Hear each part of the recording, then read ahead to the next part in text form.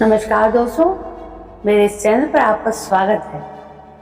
दोस्तों, आज की कहानी बहुत डरावनी है। दिन में काम करने के साथ ही रात को आराम करना भी उतना ही जरूरी होता है। कभी कभी हमें ज्यादा लालच भारी समस्या में डाल सकता है। ये कहानी एक आत्मा की सवारी की है, उसी के बारे में यहाँ पर ये कहानी आगे चलेगी। चलिए सुनते हैं इस पूरी कहानी। एक रेलवे स्टेशन पर एक रात की गहरी अंधकार में विभिन्न ऑटो ड्राइवर खड़े थे। आवागमन के साथ ही ये ड्राइवर यात्रीगण को उनके गंतव्यों की ओर ले जाने का काम कर रहे थे। जैसे जैसे रात बढ़ी, ज्यादातर ड्राइवर अपने घरों की तरफ रवाना हो गए, जिसके परिणाम स्वरूप घाट स्टेशन पर सिर्फ थोड़ी सी भीड़ बची। इसी दौरान एक ऑटो ड्राइवर विजय ने अपने आवागमन की तैयारी शुरू की। वो भी ड्राइव करके घर जा ही रहा था, लेकिन फिर उसे याद आया कि एक पैसेंजर ट्रेन की आवागमन का समय है। ट्रेन की प्रतीक्षा में रुक गया और जब रात बढ़ती चली गई तो बादलों ने आसमान को काले चादर से ढक दिया, जिससे चांद की किरणें समाप्त हो गईं। अचानक ही बादल गुजरने लगे और बिजलियां चमकने लगी, जिसके चलते आवागमन बिल्कुल अंधकार में हो गया। यथाशीघ्र पैसेंजर ट्रेन स्टेशन पर आई। ड्राइवर विजय का ध्यान ट्रेन से उतरते हुए एक युवती की ओर गया। उसके कंधे पर एक बैग और हाथ में एक सूटकेस था। युवती सीधे विजय के पास आई और बोली, मुझे सीतापुर जाना है। विजय ने कहा, रात के समय बहुत ही देर हो चुकी है, इसलिए किराया 1000 रुपये होगा, लेकिन अगर आप सुबह जाना चाहती हैं तो मैं सिर्फ 500 रुपये ही लूंगा। युवती ने कहा कि मुझे अभी जाना है। युवती ने कहा, मैं आपको अभी 500 रुपये देती हूँ, क्योंकि मेरे पास अभी सिर्फ 500 रुपये ही हैं। मैं आपको घर पहुंचकर बाकी के पैसे दे दूंगी। विजय ने उसके प्रस्ताव को स्वीकार कर लिया और बोला, मैडम आप ऑटो में बैठिए। कुछ ही देर में विजय ने युवती को उसके गंतव्य के पते पर पहुंचा दिया। युवती ऑटो से उतरते ही जल्दी से अपने घर की ओर चली गई और विजय से कहा कि मैं आपको बाकी के 500 रुपये देने आती हूँ। विजय करीब आधे घंटे जितना इंतजार करता रहा, किंतु वो युवती विजय को पैसे देने के लिए नहीं आई। अब विजय ने सोचा कि मुझे देर हो रही है, क्यों ना मैं उस युवती के घर पे जाकर पैसे ले।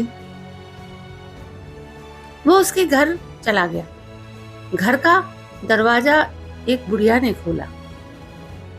विजय ने कहा कि एक मैडम यहाँ ऑटो से आई थी, उन्हें मुझे मेरे 500 रुपये देने हैं। वो अब तक पैसे लेकर बाहर नहीं आई। बुढ़िया ने हैरानी से पूछा, कौन मैडम? यहाँ तो मैं और मेरे पति के अलावा और कोई नहीं रहता। हाँ, मेरी बेटी पहले रहती थी, लेकिन वो तो 3 सालों से यहाँ नहीं रह रही। विजय बोलने लगा, क्योंकि वो लेकिन अब वो कहाँ रहती है? मैंने शायद आपकी ही बेटी को यहाँ छोड़ा था। आप एक बार अच्छे से देखिए। बातों ही बातों में विजय की नजर सामने दीवार पर लगे एक फोटो पर गई, जहां उसी लड़की की तस्वीर लगी हुई थी जिसे वो ऑटो में बैठा कर लाया था। विजय ने बुढ़िया से कहा, वो दीवार पर जिसकी तस्वीर लगी है वो आपकी बेटी है? बुढ़िया ने जवाब दिया, हाँ, वो ही मेरी बेटी है। क्यों, क्या हुआ? तुम ऐसे क्यों कह रहे हो? विजय बोला और उसने कहा कि माता जी, मैंने कहा ना कि मैं आपकी बेटी को ही घर लाया था, यही मेरे साथ बैठकर आई थी। आप अब जल्दी से मेरे पैसे दे दीजिए। देखिए, सुबह भी हो रही है और मैं कब से यही खड़ा हूं। बुढ़िया ने कहा, दुखी मन से कहा, बेटा, ऐसा नहीं हो सकता। हाँ, ये मेरी बेटी है, लेकिन 3 साल पहले ये ट्रेन हादसे में उसके नीचे आकर मर गई। इसे तुम कैसे घर ला सकते हो?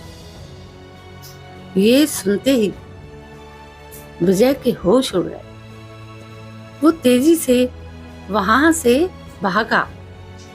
जैसे ही वो ऑटो के पास पहुंचा तो देखा कि उसकी सीट पर 500 रुपए रखे।